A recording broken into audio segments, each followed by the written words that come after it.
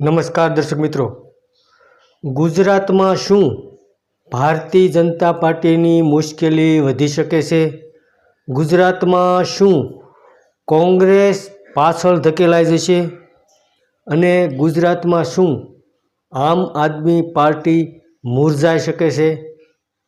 તો ગુજરાતની અંદર રાજકીય ક્ષેત્રે ભારતીય જનતા પાર્ટી, કોંગ્રેસ અને આમ આદમી પાર્ટીને ટક્કર આપી શકે અને આ ત્રણેય પાર્ટીને રાજકીય ક્ષેત્રે એક નવું જ સર્જન થઈ રહ્યું છે.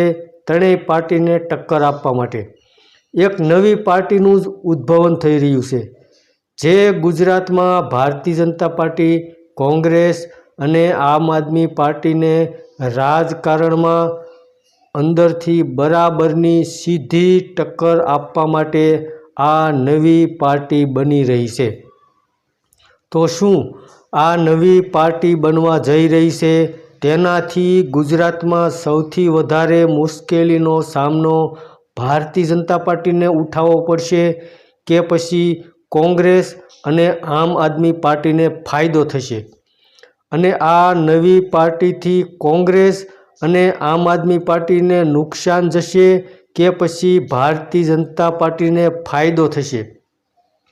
કારણ કે ગુજરાતમાં નવી બનવા જઈ રહેલી પાર્ટી ફક્ત ને ફક્ત પ્રજાલક્ષી કાર્યો માટે જ બની રહી છે અને પ્રજાને તમામ વિષયમાં ન્યાય અપાવી શકે તેવી નીતિ સાથે બની રહી છે.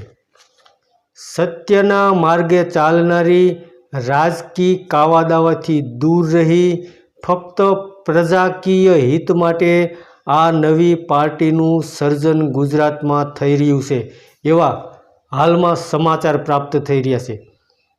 તો દર્શક મિત્રો, જે પણ પાર્ટી બને તેને આપણે શુભેચ્છા પાઠવીએ.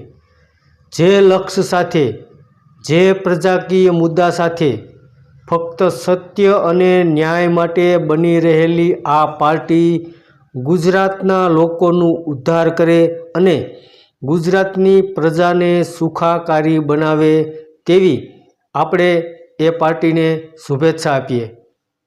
ધન્યવાદ દર્શક મિત્રો.